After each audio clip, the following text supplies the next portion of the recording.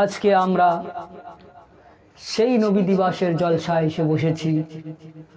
সেই নবীর জলসা ঈদে মিলাদুন নবী, ঈদে মিলাদুন নবীর জলসায় এসে বসেছি। যে নবী, কোন নবীর জলসা? যে নবী আমাদের উম্মাতের জন্য শাফাআতকারী হবেন। এই উম্মাতের জন্য পুল সিরাতের কিনারায় তিনি শাফাআত করবেন। ময়দানে মাহশরে তিনি না শাফাআত করলে বিচার কার্য শুরু হবে না। সেই নবীর দিবসে আমরা এসে বসেছি।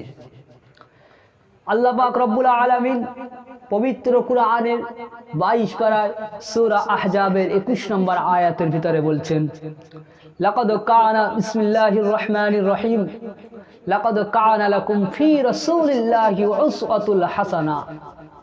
নিশ্চয়ই নবী মুহাম্মদ সাল্লাল্লাহু আলাইহি ওয়াসাল্লাম হলো তোমাদের জন্য একটি আদর্শ, উত্তম চরিত্রের অধিকারী, একটি আদর্শ, একটি আইডল।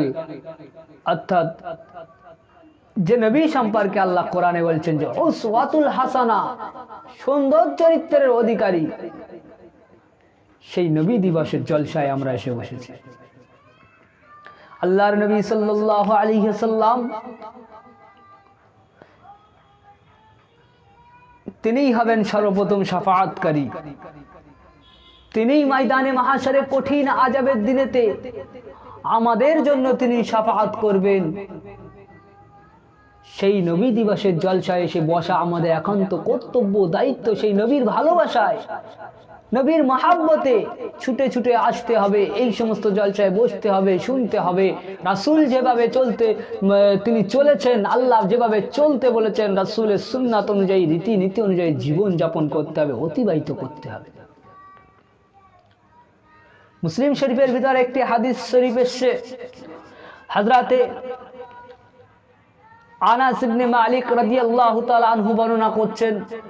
তিনি বলেন, আল্লাহর নবী সাল্লাল্লাহু তাআলা আলাইহি ওয়াসাল্লাম বলেছেন, আনা আউয়ালুন নাসি ইয়াশফাউ ফিল জান্নাহ ওয়া আনা আকসারুল আমবিয়াই তাবাআন। নিশ্চয়ই আমি নবী মুহাম্মদ সাল্লাল্লাহু আলাইহি ওয়াসাল্লাম হব প্রথম ব্যক্তি। আনা আউয়ালুন নাস, আমি হব প্রথম ব্যক্তি। ইয়াশফাউ ফিল জান্নাহ, জান্নাত সম্পর্কে আল্লাহর কাছে সুপারিশ করব। ওয়া আনা আকসারুল আমবিয়াই তাবাআন, নবীগণের মধ্যে আমার অনুসারীর সংখ্যা সব থেকে বেশি হবে। জোরে বলি না সুবহানাল্লাহ। রাসূল বলছেন কি ময়দানে মাহশরে আমি হব কি সর্বপ্রথম শাফাআতকারী, এবং নবীগণের মধ্য থেকে আমি নবী মুহাম্মদ সাল্লাল্লাহু আলাইহি ওয়াসাল্লামের উম্মতের সংখ্যা, অনুসারীর সংখ্যা সব থেকে বেশি হবে।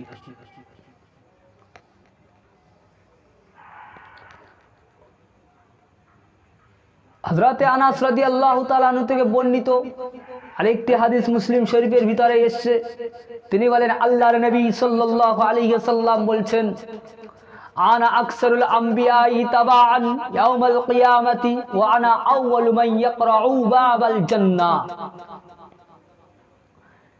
কিয়ামতের দিবসে আমার অনুসারীর সংখ্যা হবে সর্বাধিক, এবং আমি সবার আগে জান্নাতের দরজা খুলব, জান্নাতের কড়া নাড়ব।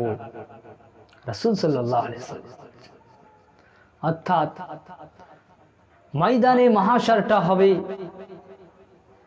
কিয়ামতের দিনটা হবে অত্যন্ত কঠিন পরিস্থিতির জায়গা। সেদিন কেউ কাউকে চিনতে পারবে না।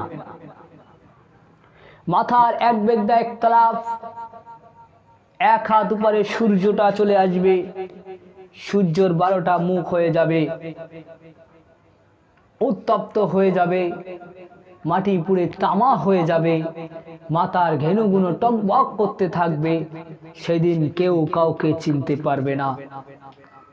পবিত্র কোরআন শরীফের ভিতরে আল্লাহ পাক বলছেন, কিয়ামতের ময়দানটায় এত এত কঠিন জায়গা হবে, সেদিন যার উপরে যার জুলুম জোর চলবে সে তাকে সেই আযাবের দিনেতে, সেই ময়দানে মাহশরে কঠিন আযাবে তার উপর দিয়ে সে জুলুম খাটিয়ে নিয়ে চলে যাবে। মানেটা কেমন? মানে ময়দানে মাহশরটা এত কঠিন হবে, কেউ যদি সেই ময়দানে মাহশরে কারুর বা গুনার জন্য এত ঘাম হবে, কেউ বা হেঁটো পর্যন্ত, কেউ বা গলা পর্যন্ত, কেউ বা কোমর পর্যন্ত কি হাবুডুবু খেতে লাগবে, মাথার ঘেনুগুলো কি টকবক করে ফুটতে থাকবে। সেদিন পায়ের তলা পুড়ে, মাটি পুড়ে তামা হয়ে যাবে। সেদিন কেউ যদি পড়ে যায় তার উপর দিয়ে, মানে কি যার জোর খাটবে সে তেমন ভাবে তার উপর দিয়ে চলে যাবে। সেদিন কেউ কাউকে চিনতে পারবে না। আল্লাহর কোরআন শরীফের ভিতরে সে পবিত্র কোরআনে, ইয়াউমা ইয়াফিরুল মারউ মিন আখি ওয়া উম্মিহি ওয়া আবিহি ওয়া সাহিবাতিহি ওয়া বানি। ময়দানে মাহশরটায় এত কঠিন দিন হবে, সেদিন ইয়াউমা ইয়াফিরুল মারউ মিন আখিহি, নিজের ভাই অপর ভাইকে চিনতে পারবে না। ওয়া উম্মিহি ওয়া আবিহি, পিতা মাতা সন্তান সন্তানাদিকে চিনতে পারবে না। ওয়া সাহিবাতিহি ওয়া বানিহি, সন্তান সন্তানাদি পিতা মাতাকেও চিনতে পারবে না। এক কথায় সেদিন কেউ কারো হবে না। ময়দানে মাহশরটা এত কঠিন হয়ে যাবে, কিন্তু সেই সময়ে সমস্ত উম্মাত উম্মতি নফসি নফসি নফসি নফসি করিতে থাকবে। নবীগণও তানারা তানাদের চিন্তায় ব্যস্ত থাকবে, কিন্তু আমার রসুল সর্বপ্রথম ওই আযাবের দিনেতে, ওই কঠিন দিনেতে সর্বপ্রথম শাফাআতকারী হবে। মুসলিম শরীফের ভিতরে এসে হযরতে আবু হুরায়রা রাদিয়াল্লাহু তাআলা আনহু বর্ণনা করেন, তিনি বলেন, একদিন রাসূল সাল্লাল্লাহু আলাইহি ওয়াসাল্লামের ঘরে কিছু গোশত হাদিয়া দেওয়া হলো, হাদিয়া নিয়ে আনা হলো, তার সামনে রাখা হলো। ছাগলের রান গোশত তার খুব পছন্দ ছিল, আল্লাহ রাসূল সাল্লাল্লাহু আলাইহি ওয়াসাল্লামের খুব পছন্দের খাদ্য ছিল। তিনি তা থেকে এক কামড় গ্রহণ করলেন, এক কামড় খেলেন, তারপর বললেন, কিয়ামতের দিবসে আমি হব সকল মানুষের সর্দার। তা কিভাবে তোমরা জানো?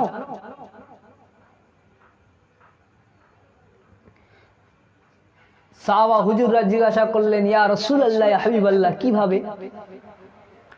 আল্লাহ রসুল বললেন, কিয়ামতের দিন যখন আল্লাহ তাআলা শুরু থেকে নিয়ে শেষ পর্যন্ত সকল মানুষকে একই মাঠে এমন ভাবে জামায়াত করবেন যে একজনের আহ্বান সকলে শুনতে পাবে। মানে ময়দানে মাহশরে এমন ভাবে একত্রিত করা হবে, জামাত করা হবে সকল মানুষকে, নবীগণকে, উম্মতগণকে। আল্লাহ বলছেন যে কি, এই রাসূল বলছেন হাদিসের ভিতরে, কি রাসূল বলছেন কি, যে একজনের আওয়াজ সকলেই শুনতে পাবে, এমন ভাবে একত্রিত করা হবে।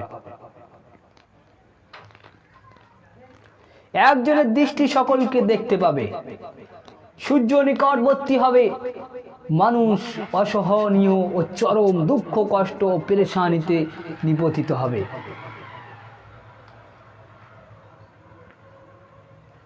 তখন মানুষ আর সহ্য করতে পারবে না, ওই প্রচণ্ড রৌদ্রে, ওই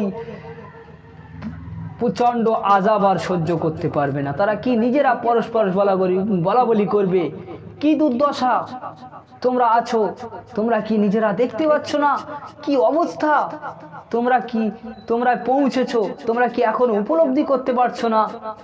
এমন কাউকে দেখো যে যিনি প্রতিপালকের কাছে, আল্লাহর কাছে আমাদের জন্য বা তোমাদের জন্য সুপারিশ করবে।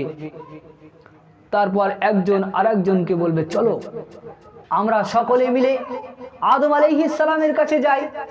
নবী আদম আলাইহিস সালাম, তিনি মানব কুলের সৃষ্টি, সর্বপ্রথম মানুষ, সর্বপ্রথম মানব, চলো আদম আলাইহিস সালাম আমাদের জন্য হয়তো আল্লাহর কাছে দোয়া করতে পারে, আল্লাহ আদম আলাইহিস সালামের কথা শুনতে পারে, আল্লাহ বিচার কার্য শুরু করে দিতে পারে।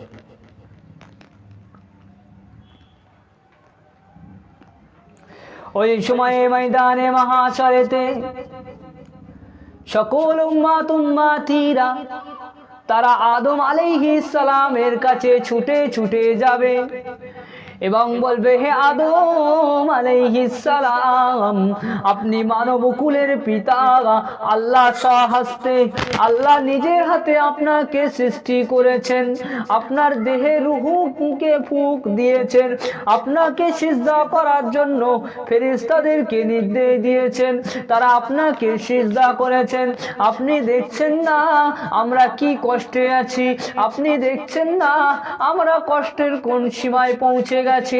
আদম আলাইহিস সালাম বলবেন, আজ আমার প্রতিপালক এত বেশি ক্রোধান্বিত হয়ে আছেন, এত বেশি রাগান্বিত হয়ে আছেন, লিল্লাহি ওয়াহিদিল কাহ্হার, আমার প্রতিপালক আজ এত বেশি রেগে আছেন যা আমি আদম ইতিপূর্বে আর তাকে এইরকম রাগ দেখেনি, না আর পরে দেখবো। নূহ আলাইহিস সালাম বলবেন যে এত বেশি আমার প্রতিপালক রেগে আছেন যে আমি ইতিপূর্বে কখনো এইরকম রাগ দেখিনি, আর পরেও কখনো হয়তো আমি দেখব না, হবে না। তিনি আমাকে, আদম আলাইহিস সালাম বলবেন, তিনি আমাকে একটি বৃক্ষের ফল খেতে নিষেধ করেছিলেন, আর আমি সেই নিষেধ লঙ্ঘন করে ফেলেছি, খেয়ে ফেলেছিলাম। ওয়াকুলু আদম শাফিউল্লাহ নাফসি নাফসি, তখন আদম আলাইহিস সালাম বলবে, নাফসি নাফসি, আজ নিজের চিন্তায় আমি পেরেশান, না জানি আমার কি হবে, তোমরা অন্য কারোর কাছে গিয়ে চেষ্টা করো, যাও তোমরা নূহ আলাইহিস সালামের কাছে যাও। হযরত আদম নবী আলাইহিস সালাম তিনি জান্নাতি, বেশক জান্নাতি, তিনি একজন নবী, নবীদের কোনো গুনাহ হয় না, খাতা করে ফেলেছিলেন, তারপরেও তাদের চিন্তাটা দেখুন, ভাবনাটা দেখুন, কি বলছে যে একটু খাতা করে ফেলেছিলাম, না জানি কি হবে, আল্লাহ হয়তো আমার উপরে আজও ক্রোধান্বিত হয়ে আছেন, না আমি বলতে পারবো না, যাও তোমরা নূহ আলাইহিস সালামের কাছে যাও। ওই সময়ে উম্মাতিরা হযরত নূহ আলাইহিস সালামের কাছে আসবে, বলবে, হে নবী নূহ, আপনি পৃথিবীর প্রথম রাসূল, আপনাকে চিরকৃতজ্ঞ বান্দা করে আল্লাহ পাঠিয়েছিলেন, আপনার প্রতিপালকের কাছে, আপনি আল্লাহর কাছে আমাদের জন্য সুপারিশ করুন। দেখছেন না আমরা কোন অবস্থায় আছি, এই ময়দানে মাহশরে আমাদের অবস্থা কোন পর্যায়ে পৌঁছেছে। ওই সময় নূহ আলাইহিস সালাম বলবে, আজ আমার প্রতিপালক পরওয়ারদিগার বিনিয়াজ আল্লাহ পাক এত রাগান্বিত হয়ে আছেন, আমি নবী নূহ আলাইহিস সালাম ইতিপূর্বে এরকম রাগ দেখেনি, আর না পরে দেখব। আমাকে তিনি একটি দোয়া কবুলের প্রতিশ্রুতি দিয়েছিলেন, আর তা আমি আমার প্রতিশ্রুতির বিরুদ্ধে গিয়ে আমি আমার প্রতিশ্রুতির বিরুদ্ধে প্রয়োগ করেছিলাম, সেই দোয়াটার বিরুদ্ধে প্রয়োগ করে ফেলেছিলাম, না না আমারও কথা হয়ে গিয়েছে। ওয়াকুলু নবী নূহ আলাইহিস সালাম, ওয়াকুলু নবী নূহ নাফসি নাফসি, নবী নূহ আলাইহিস সালাম বলবে, না না না আমার উপরে হয়তো আল্লাহ পাক ক্রোধান্বিত হয়ে আছে, না না না আমি পারবো না, তোমরা যাও যাও ইব্রাহিম আলাইহিস সালামের কাছে চলে যাও। নবী নূহ আলাইহিস সালাম তিনিও একজন আল্লাহর রাসূল, সর্বপ্রথম রাসূল নবী নূহ হলেন সর্বপ্রথম রাসূল।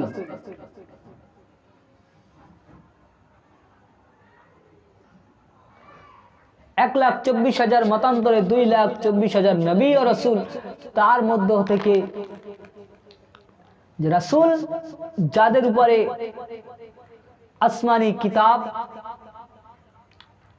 গ্রন্থ নাজিল হয়েছে, বড় বড় তাওরাত, জবুর, ইনজিল, কুরআন, এই রকম রসুলদের মধ্য থেকে নবী নূহ আলাইহিস সালাম ছিলেন প্রথম রসুল, তিনি একজন জান্নাতি। দেখুন তাদের চিন্তা ভাবনা, বলছে হয়তো আল্লাহ ক্রোধান্বিত হয়ে আছে, আমি বলতে পারবো না, যাও তোমরা ইব্রাহিম আলাইহিস সালামের কাছে চলে যাও।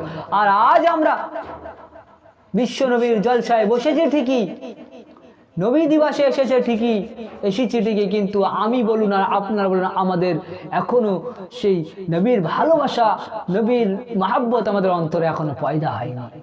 আল্লাহর ভয় এখনো আমাদের কাছে। কেমন ভয় তানারা করেছিলেন, অথচ তানারা জান্নাতি। ওই সময়ে ওই সমস্ত উম্মাতিরা ইব্রাহিম আলাইহিস সালামের কাছে এসে বলবে, হে ইব্রাহিম, আপনি আল্লাহর নবী, পৃথিবীর মধ্যে আপনি আল্লাহর খলিল, আল্লাহর অন্তরঙ্গ বন্ধু, আপনি আল্লাহর কাছে আমাদের জন্য একটু সুপারিশ করুন।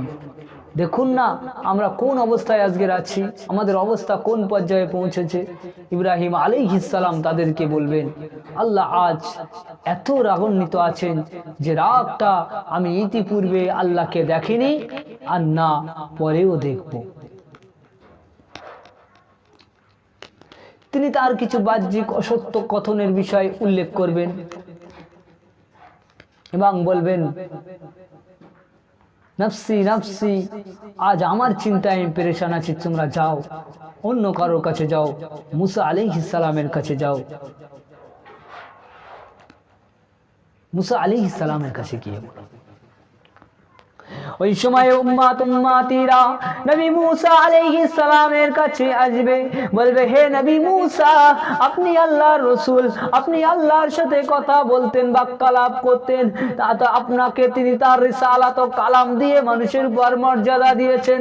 আপনার প্রতিপালকের কাছে, আল্লাহর কাছে আমাদের জন্য সুপারিশ করুন। দেখুন না আজ আমরা কোন অবস্থায় আছি এবং আমাদের অবস্থা কোন পর্যায়ে পৌঁছেছে। এই ময়দানে মাহশরের কঠিন আযাব আমরা সহ্য করতে পারছি না। এ নবী মুসা আলাইহিস সালাম, আপনি আল্লাহর কাছে আমাদের জন্য সুপারিশ করুন। এই সময় নবী মুসা আলাইহিস সালাম তাদেরকে বলবে, আজ আল্লাহ এত রাগান্বিত হয়ে আছে, লিল্লাহি ওয়াহিদিল কাহ্হার, আল্লাহর এই রকম রাগান্বিত অবস্থা আমি ইতিপূর্বে কখনো দেখিনি, আর পরেও কখনো হয়তো হবে না। আমি তার হুকুমের পূর্বে এক ব্যক্তিকে হত্যা করে ফেলেছিলাম, আমি আজ না জানি হয়তো আমিও খতা করে ফেলেছি, আমার উপায় কি হবে, আমি আমার চিন্তায় পেরেশান আছি। না আমি আর তোমাদের জন্য সুপারিশ করতে পারবো না, তোমরা যাও নবী ঈসা আলাইহিস সালামের কাছে চলে যাও।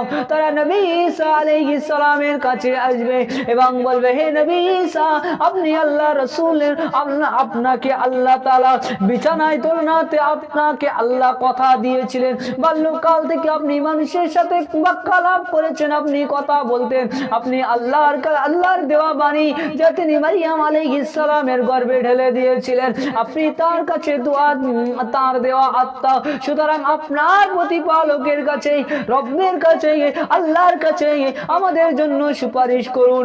দেখছেন না আমরা কোন অবস্থায় আজকে আছি।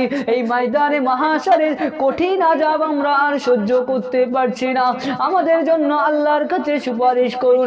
এই সময় ঈসা আলাইহিস সালাম বলবে, আজ আল্লাহ এত রাগান্বিত অবস্থায় আছে, আমি নবী ঈসা আলাইহিস সালাম ইতিপূর্বে আল্লাহর এইরকম রাগান্বিত অবস্থা দেখিনি আর না কখনো দেখব।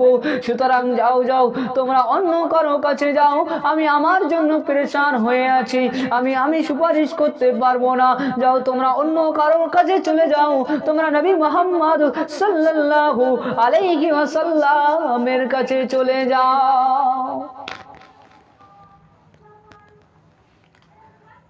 তাহলে নবী আদম আলাইহিস সালাম থেকে শুরু করে নবী নূহ, নবী ইব্রাহিম, নবী মুসা, নবী ঈসা আলাইহিস সালাম সবাই কি একই কথা বলবে, না জানি আমরা কোনো খাতা করে ফেলেছি, না আমরা আজ পেরেশান আছি, আমরা এই কঠিন আযাব, এই ময়দানে মাহশরেতে আমরা সুপারিশ করতে পারবো না।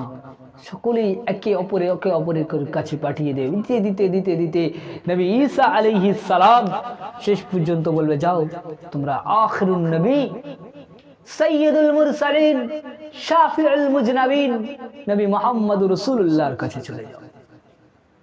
তিনিই তোমাদের জন্য শাফাআত করতে পারবে।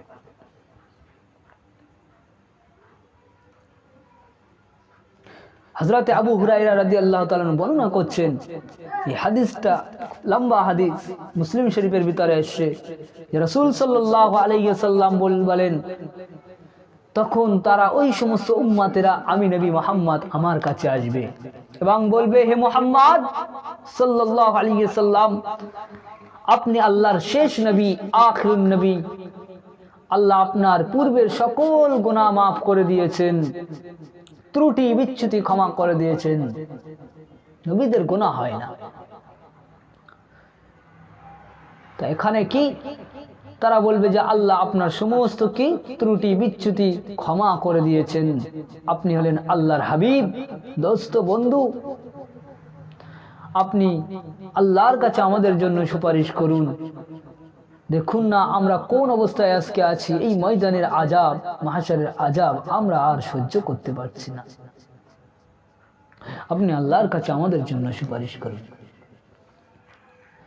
নবী সাল্লাল্লাহু আলাইহি ওয়াসাল্লাম বলেন, হযরত আবু হুরায়রা রাদিয়াল্লাহু তাআলা আনহু মুসলিম শরীফের ভিতরে একটি হাদিসে তিনি বর্ণনা করছেন, তখন নবী সাল্লাল্লাহু আলাইহি ওয়াসাল্লাম বলেন, আমি তখন সুপারিশের জন্য যাব এবং আরশের নিচে এসে প্রতিপালকের উদ্দেশ্যে সিজদানত হয়ে যাব, সিজদায় পড়ে যাব।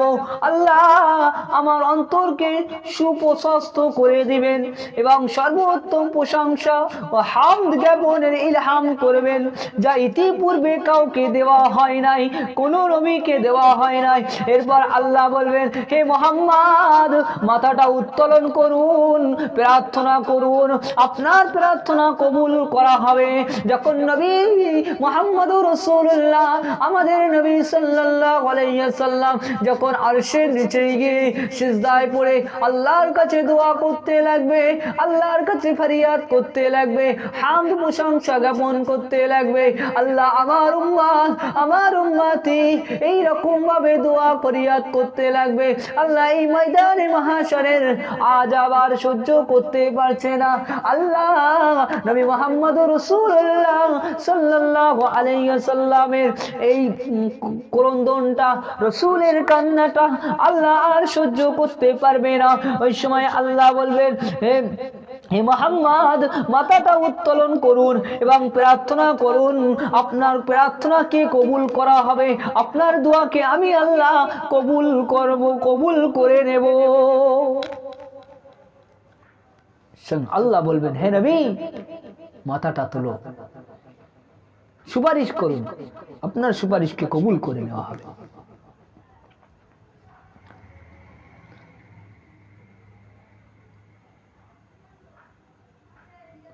রাসূল বলছেন, তখন আমি মাথাটা তুলবো, বলবো, হে আমার প্রতিপালক, উম্মতি উম্মতি, আমার উম্মত, আমার উম্মতদেরকে আপনি মুক্তি দান করুন। আল্লাহ বলবেন, হে মুহাম্মদ, আপনার উম্মতের যাদের উপর কোনো হিসাব নাই তাদেরকে জান্নাতের ডান দরজা দিয়ে প্রবেশ করিয়ে দিন। যাও সেই সমস্ত উম্মত উম্মতিদেরকে ডান দরজা দিয়ে প্রবেশ করাও। রাসূল বলছেন, অবশ্যই অন্য কোন দরজা দিয়েও অন্য মানুষদের সাথে তারা প্রবেশ করতে পারবে।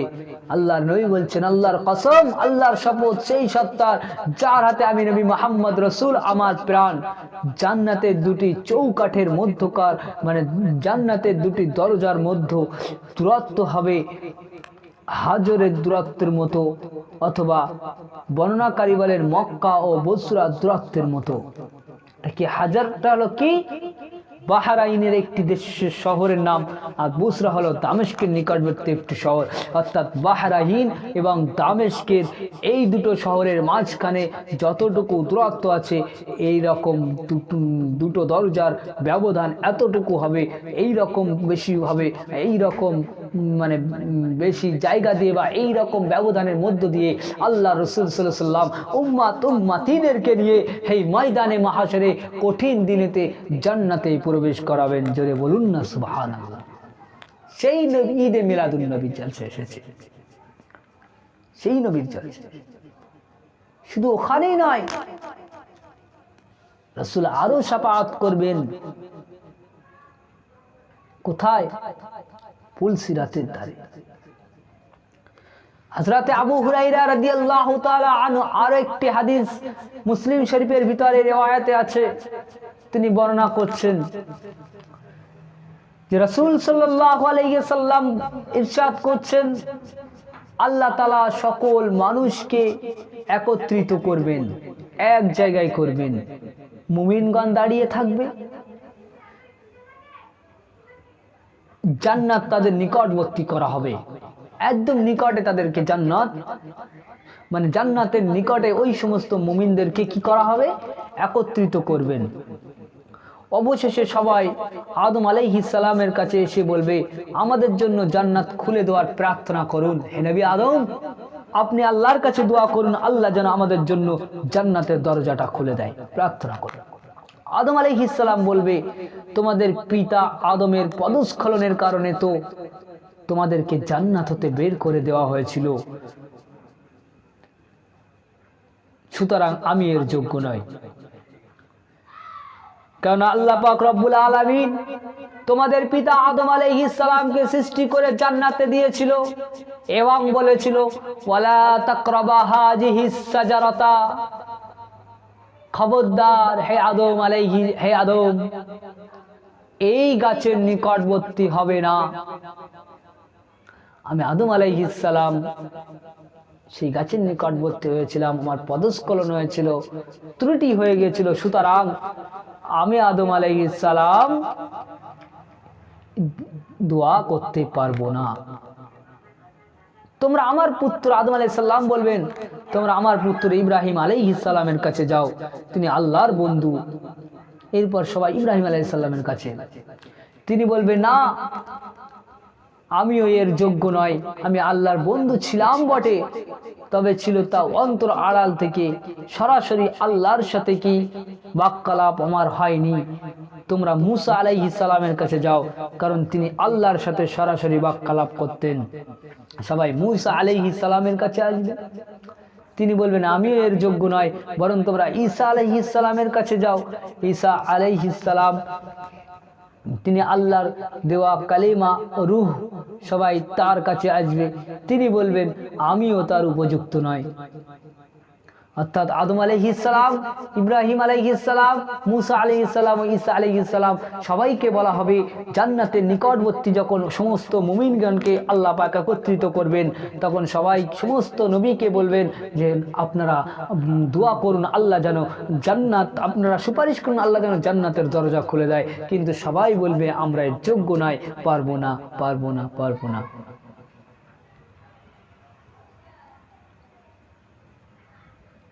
ওই সময়ে সকল মুমিনগণ, উম্মাতিগণ নবী মুহাম্মদ সাল্লাল্লাহু আলাইহি সাল্লামের কাছে আসবে, তিনি দোয়ার নিমিত্তে দাঁড়াবে, দোয়া করার উদ্দেশ্যে দাঁড়াবে এবং তাকে অনুমতি প্রদান করা হবে, আর আমানত ও আত্মীয়তাকে ছেড়ে দেওয়া হবে।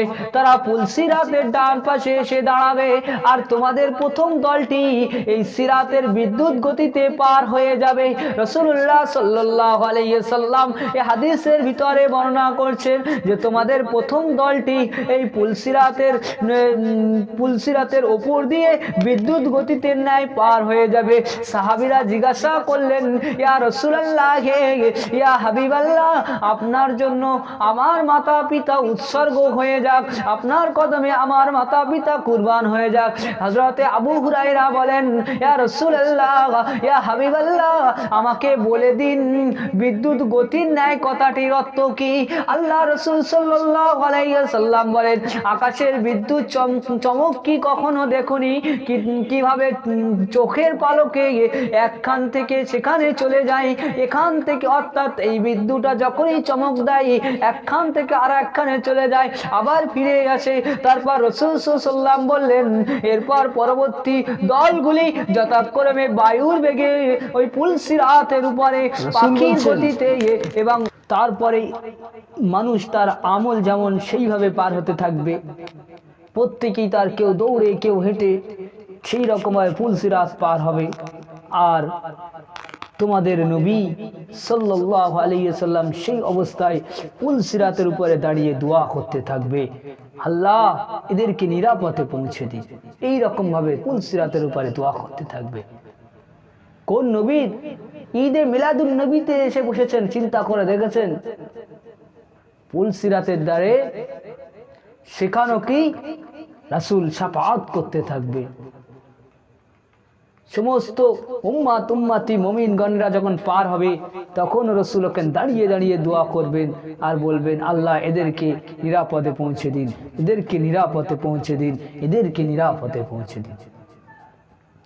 এই রূপে মানুষের আমল মানুষকে চলতে অক্ষম করে দেওয়া পূর্ব পর্যন্ত তারা এই সিরাতে অতিক্রম করতে থাকবে, সিরাতের উপর দিয়ে যেতে থাকবে। রাসূল সাল্লাল্লাহু আলাইহি ওয়াসাল্লাম বলছেন, শেষে এক ব্যক্তি দেখা যাবে যে নিতম্বর উপর ভর করে, হাঁটুর উপর ভর করে পথ অতিক্রম করছে। রাসূল সাল্লাল্লাহু আলাইহি ওয়াসাল্লাম আরো ইরশাদ করেন, ওই পুল সিরাতের উভয় পাশে ঝুলন্ত থাকবে কাঁটাযুক্ত লোহা শলাগ। এরা আল্লাহর নির্দেশ ক্রমে চিহ্নিত পাপীদেরকে পাকড়াও করবে। যারা পাপী পুল সিরাত পার হবে, আল্লাহর নির্দেশে কি তাদেরকে পাকড়াও করবে। তার মধ্যে কাউকে তো ক্ষত বিক্ষত করেই ছেড়ে দেবে, সে নাজাত পাবে। আবার কত আঘাত প্রাপ্ত হবে, ওই জাহান্নামের গর্ভে তারা নিক্ষিপ্ত হবে। আবু হুরায়রা রাদিয়াল্লাহু তাআলা আনহু বলেন, শপথ সেই আল্লাহর কসম যার হাতে আবু হুরায়রার প্রাণ, জেনে রাখো জাহান্নামের গভীর 70 খারিক অর্থাৎ 70,000 বছরের পথ তুল্য। ভেবে দেখেছেন?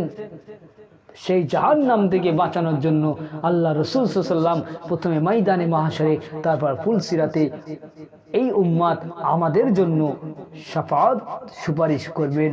আর আমরা সেই নবীর জন্য কি করেছি? কি করেছি? আমরা নিজেই নবীর সুন্নাত মেনে চলি না, নিজেই আল্লাহর নির্দেশ মেনে চলি না।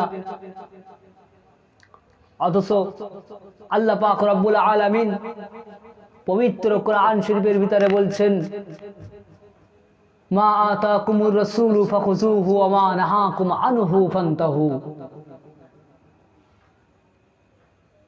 হে নবী, আল্লাহ বলছেন, মা আতাকুমুর রাসূলু ফাখুযুহু, তোমাদের নবী তোমাদের কাছে যা যা নিয়ে এসেছে, যেটা যেটা বলেছে সেটাকে তোমরা গ্রহণ করো।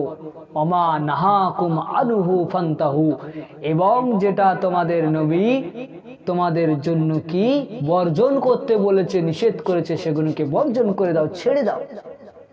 আমরা তো তার উল্টা করছি।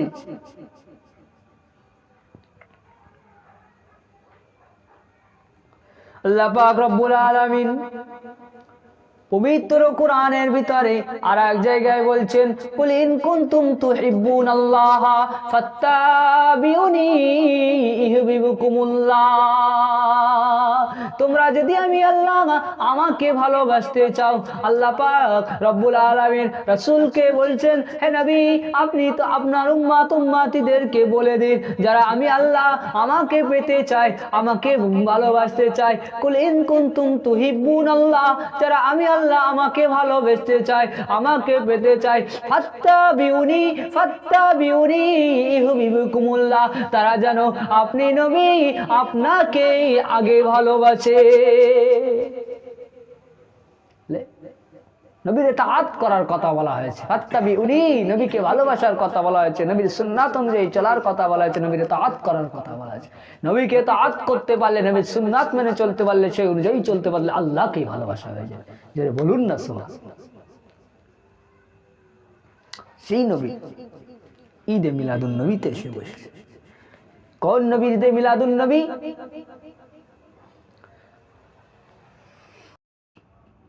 সেই নবীর ঈদে মিলাদুন নবীতে এসে বসেছি, কিন্তু আফসোস দুঃখ এটাই, সেই নবীকে আমরা চিনতে পারলাম না, সেই নবীকে আমরা বুঝতে পারলাম না। কিন্তু অবলা জীব, পাথর, গাছপালা, তারা কিন্তু রসুলকে চিনেছিল, তারা রসুলকে সালাম দিয়েছে, তারা রসুলের সাথে বাক্যালাপ করেছে, কিন্তু সর্বকুলের সর্বশ্রেষ্ঠ সৃষ্টি, এই মানব জাতি নবীর উম্মত হয়ে নবীকে চিনতে পারলাম না। মিশকাত শরীফের ভিতরে হযরতে আলী রাদিয়াল্লাহু তাআলা আনহু বর্ণনা করছেন।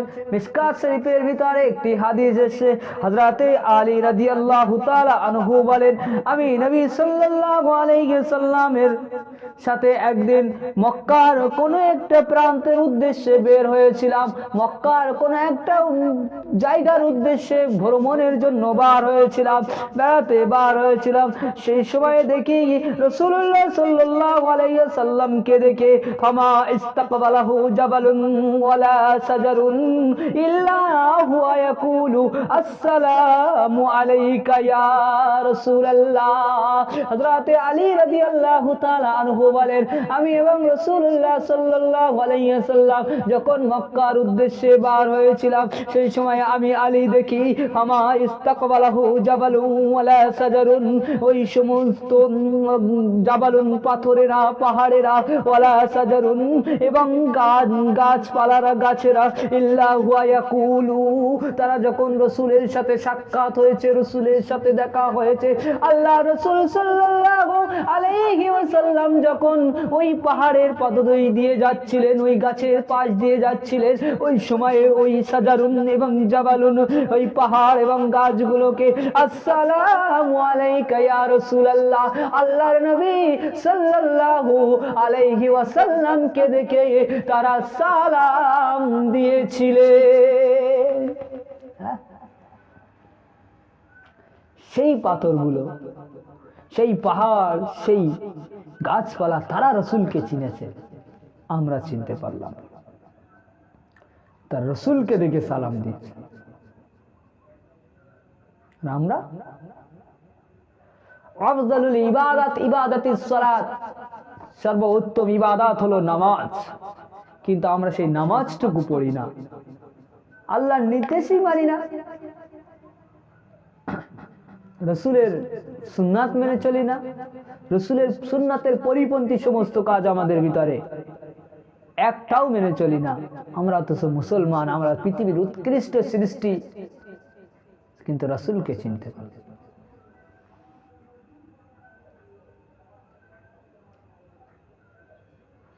যে নবীকে আল্লাহ এত মর্যাদা দিয়েছিলেন, এত সম্মান দিয়েছিলেন, এত সম্মানের অধিকারী করেছিলেন, মেঘমালা রাজিরা তারা পর্যন্ত রাসূলের প্রেমে পাগল হয়ে গিয়েছিলেন।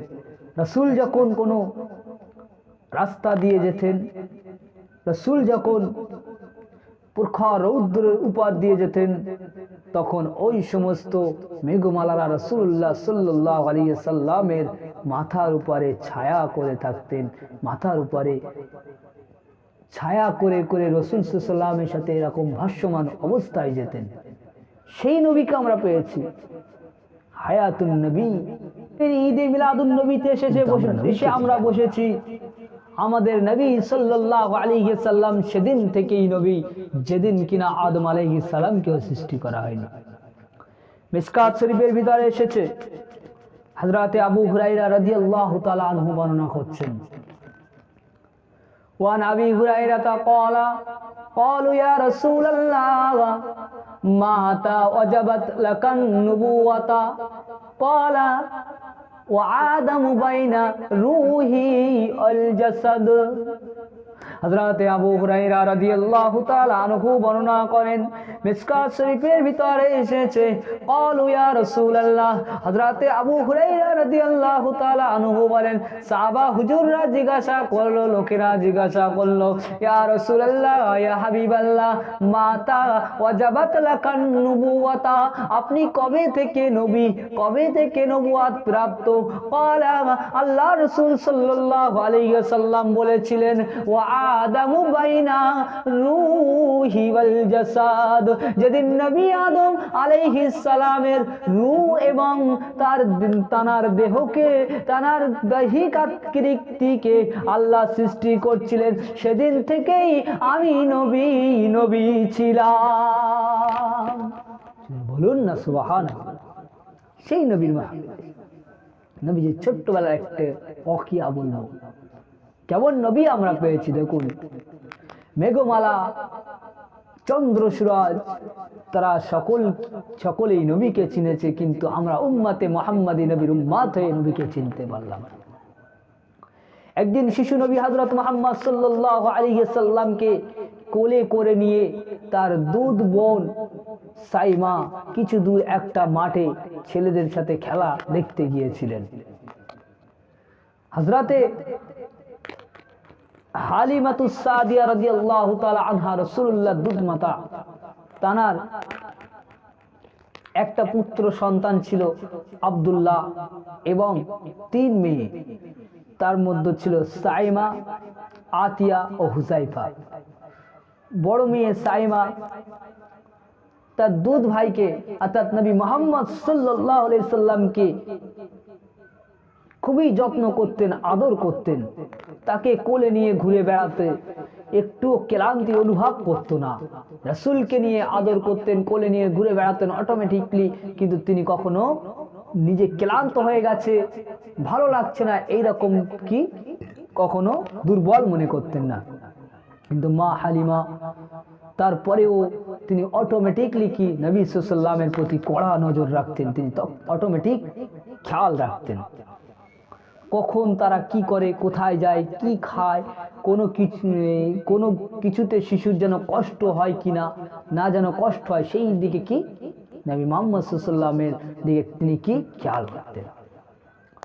একদিন শিশু মুহাম্মদ সাল্লাল্লাহু আলাইহি সাল্লামকে কোলে করে সাইমা কিছু দূর এক মাঠে ছেলেদের খেলা দেখতে গিয়েছিলেন। একদিকে মা হালিমা তাকে আশেপাশে না দেখে ভীষণ চিন্তায় ভেঙে পড়েছিল, বিচলিত হয়ে উঠলেন। দুপুরবেলা প্রখর রৌদ্রের মধ্যে ছেলেকে নিয়ে সাইমা কোথায় গেল, তিনি সে চিন্তায় অস্থির হয়ে পড়লেন, কোথাও খুঁজে পাচ্ছে না। এমন সময় সাইমা তার দুধ ভাইকে নবী মুহাম্মদ সাল্লাল্লাহু আলাইহি সাল্লামকে নিয়ে ফিরে এলো। হালিমা সাইমাকে খুব ধমকালেন, খুব বকাবকি করলেন, রৌদ্রের বাইরে নিয়ে যাওয়ার জন্য রাগ করলেন, তিনি রেগে গেলেন। সাইমা বলল, মা, ভাইয়ের মোটে কষ্ট হয়নি, আমার দুধ ভাইয়ের মোটে কষ্ট হয়নি, আমি যখন যেখানেই আমার দুধ ভাইকে নিয়ে গেছি সেখানেই এক খণ্ড মেঘ আমার ভাইয়ের মাথার উপরে ছায়া দান করেছে, আমি দাঁড়ালে মেঘটিও থেমে গেছে, আমার ভাইয়ের শরীরে একটুও রোদ লাগেনি।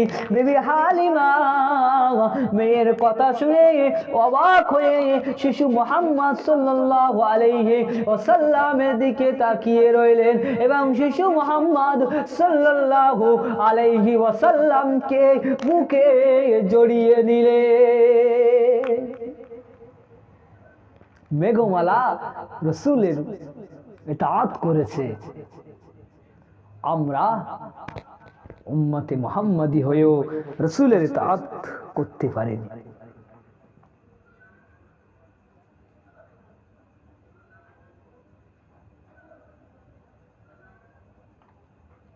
ভাবুন কোন পর্যায়ে আমরা পৌঁছেছি, কিসের এত লোভ আমাদের,